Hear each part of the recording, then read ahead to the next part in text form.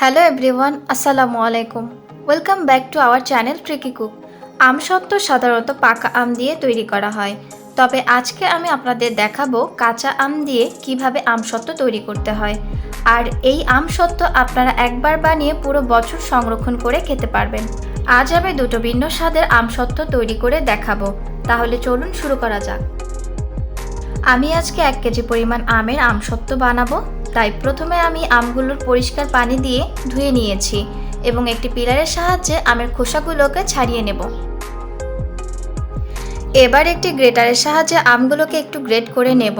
আপনারা চাইলে আপনাদের পছন্দ মতো কেটে নিতে পারেন, তবে গ্রেট করলে আমগুলো সিদ্ধ করতে সুবিধা হবে।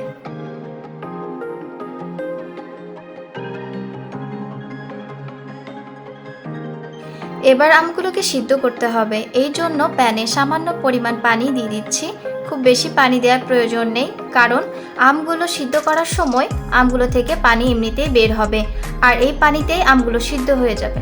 আমগুলো দিয়ে দেবার পরেই চুলার হিট কিন্তু মিডিয়াম হিটে থাকবে, খুব বেশি হিট বাড়িয়ে দেওয়া যাবে না, এতে করে ভালোভাবে সিদ্ধ হবে না। আর আমগুলো দেবার পরই ঢাকনা দিয়ে দিতে হবে। 5 থেকে 6 মিনিট পরে ঢাকনা উঠিয়ে দেখবেন আমগুলো নরম হয়ে গিয়েছে এবং সিদ্ধ হতে শুরু করেছে। এই পর্যায়ে একটু নেড়েচেড়ে দিতে হবে যাতে করে নিচে না লেগে যায়। ঠিক এভাবে 10 থেকে 15 মিনিট অল্প আঁচে রান্না করলে আমগুলো পুরোপুরি সিদ্ধ হয়ে যাবে।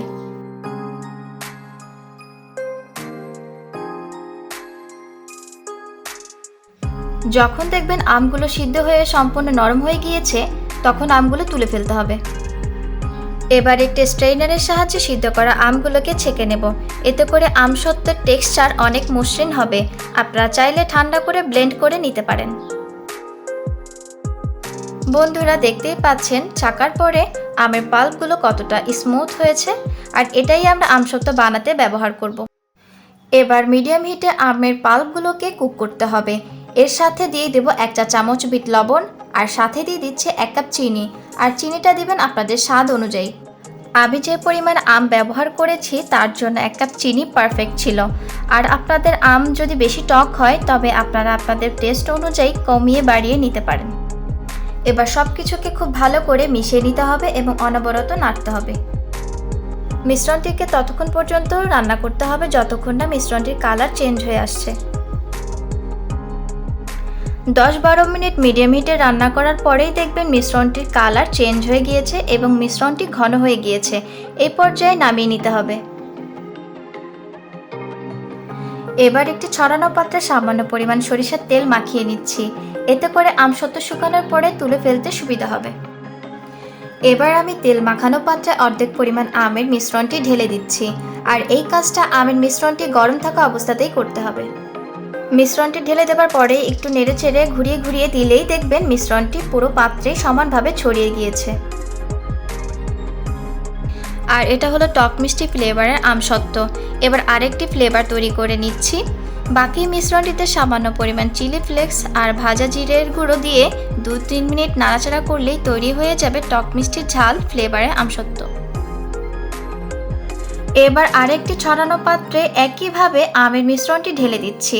এবার মিশ্রণটিকে কমপক্ষে 2 দিন রোদে শুকিয়ে নিতে হবে, অথবা আপনারা যে কোনোভাবে শুকিয়ে নিতে পারেন। ইচ্ছা করলে চুলার নিচে অথবা ফ্যানের বাতাসে শুকিয়ে নিতে পারেন। মূল কথা মিশ্রণটিকে ভালোভাবে শুকিয়ে নিতে হবে।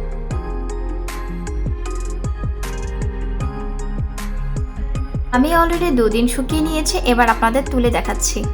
বন্ধুরা, দেখতেই পাচ্ছেন আমসত্ত্বটি কতটা পারফেক্টলি উঠে এসেছে এবং কতটা স্বচ্ছ হয়েছে। এবার আপনারা আপনাদের পছন্দ মতো কেটে নিতে পারেন এবং সারা বছর ধরে সংরক্ষণ করে রাখতে পারেন।